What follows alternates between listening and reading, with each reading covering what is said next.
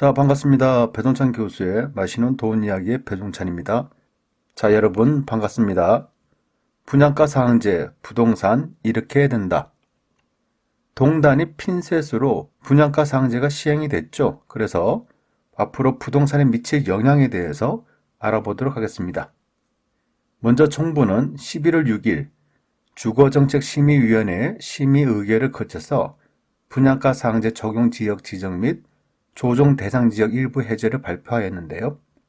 먼저 분양가 상한제라는 것은 주택을 분양할 때 택지비와 건축비, 건설업체 이윤을 합친 분양 가격을 산정하는데요. 이러한 분양 가격 이하로 분양을 하도록 정부가 정함을 분양가 상한제라고 하는 거죠. 분양가 상한제의 장점과 단점을 한번 살펴보면요.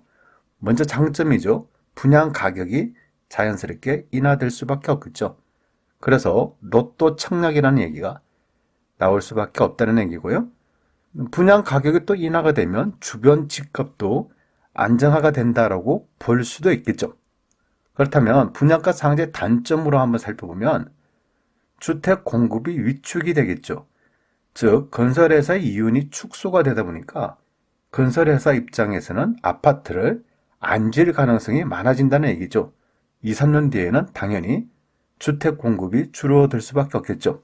또한 주변 시세에 비해서 20% 내지 40% 정도가 저렴하니까 아파트 청약만 되면, 당첨만 되면 돈 버는 거 아니겠습니까? 그래서 로또 청약이 될 수도 있다는 얘기예요.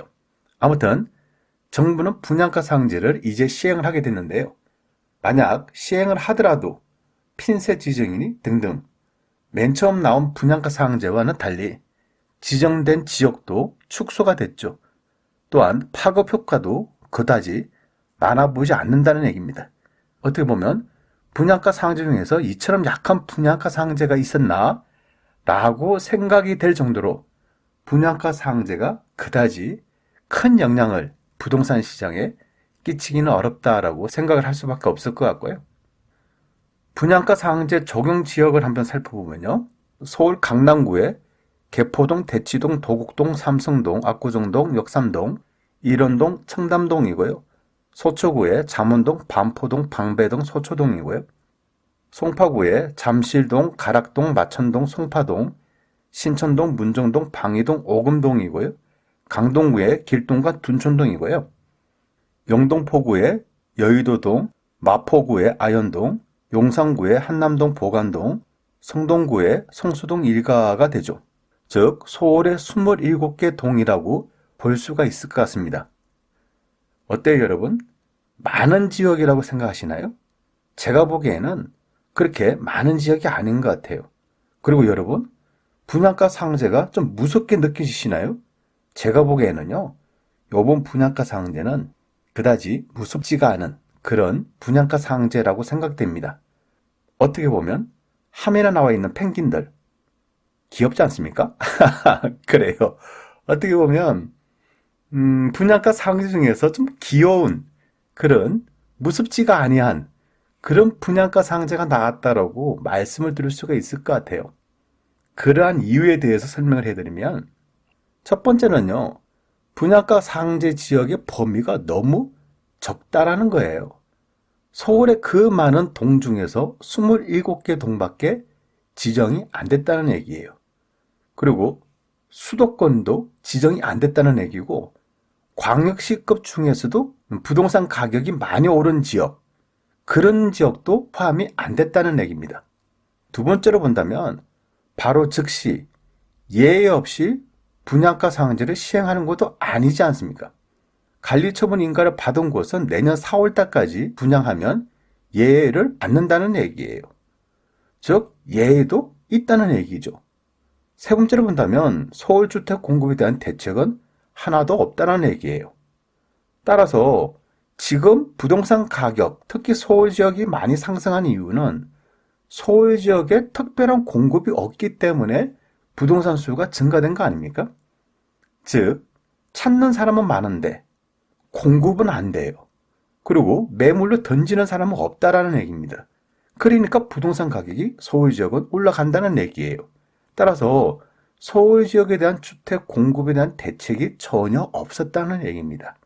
그러다 보니까 2019년 11월 6일 분양가 상한제 시행은 무섭지도 두렵지도 않은, 누구나 다 알고 있는 그런 아주 평범한 그런 분양가 상한제라는 거죠. 물론 정부도 이런 분양가 상한제라는 걸 알고 있겠죠. 따라서 정부는 이렇게 이야기를 합니다. 이게 다가 아니다. 그렇죠? 이게 다가 아니라는 거예요. 정부의 향후 계획은 근본 지정은 1차 지정으로 이번에 민간택지 분양가 상한제 적용 지역으로 지정되지 않은 지역에 대해서도 고분양가 책정의 움직임 등 시장 불안 우려가 있는 경우 신속히 추가로 지정할 예정이다라는 거죠. 이런 말을 하고 있다는 얘기예요, 여러분.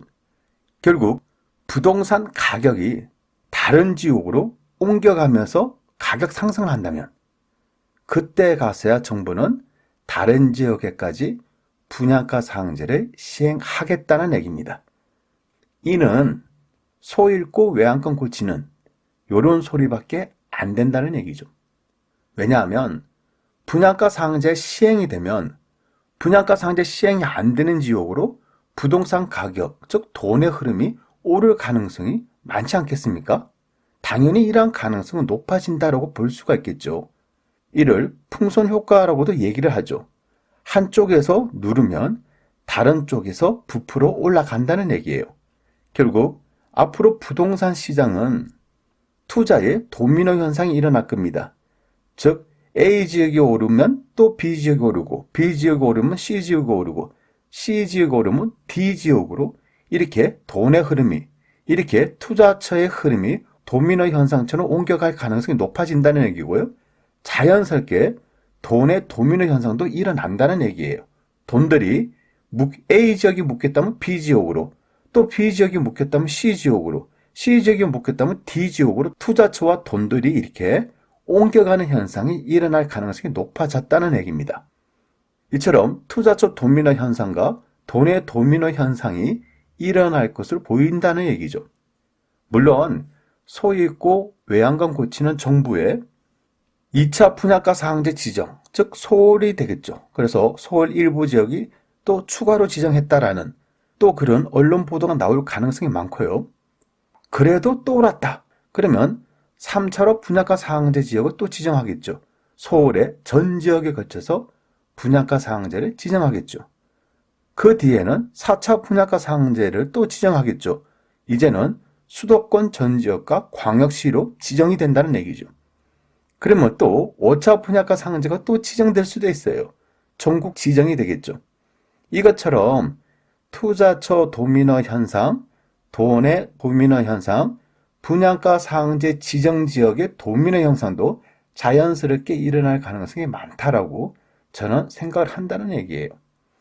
결론적으로 말씀드린다면 이번 11월 6일 분양가 상한제 지정은요, 이미 부동산 시장에 이처럼 뜨겁게 달구어진 이 부동산 투자에 대한 열기, 이 부동산 투기에 대한 열기를 잡기에는 역부족으로 보인다는 얘기입니다. 결론적으로 말씀을 드린다면 분양가 상한제 지정 지역의 재건축이나 재개발, 일시적인 가격 하락을 예상할 수가 있겠죠. 그러나 재건축, 재개발 지역이 아닌 주변에 있는 신축 아파트다, 또 주변에 있는 구축 아파트다, 이럴 경우에도 영향은 다소 받을 거예요. 왜냐하면 분양가 상한제로 지정됐기 때문에 투자 수요가 잠시 주춤할 가능성이 있다는 얘기죠. 그리고 분양가 상한제로 지정됐기 때문에 급매물도 한 건, 두 건 정도 나올 가능성, 이럴 가능성도 증가될 수밖에 없겠죠. 물론 이러한 현상이 오래 갈 것 같지는 않아요. 다만 그 시기가 문제겠지만은 일시적인 하락은 있을 수 있겠지만은 어느 정도 시간이 지나면 이러한 일시적인 하락, 일시적인 부동산이 주춤하는 거, 요 부분을 이겨내고 시간이 지나면 반등 가능성이 더 높다라고 말씀을 드릴 수 있을 것 같고요. 분양가 상한제 비지정 지역의 부동산은요, 서울 지역 같은 경우에는 다시 오를 가능성, 상승할 가능성, 그 가능성이 많겠죠. 왜냐하면 그동안 많이 오른 지역, 그런 지역에 대해서 부동산이 규제를 하지 않습니까? 그러면 그런 지역에 대해서 풍선처럼 위에서 누르면 자연스럽게 돈들이 옆으로 삐져나갈 거 아닙니까? 풍선 효과가 나타날 가능성이 높다는 얘기죠. 그래서 분양가 상한제로 비지정이 된 서울 지역의 부동산 가격이 지금보다 더 상승할 가능성이 더 많아졌다라고 말씀을 드릴 수 있을 것 같고요. 수도권 지역도 서서히 사람들이 관심을 가지지 않을까요? 물론 이것 또한 하나의 저 개인적인 예측뿐이라는 사실 여러분들 꼭 기억해 주시고요. 이상까지 배송찬 교수의 맛있는 돈 이야기였습니다. 감사합니다.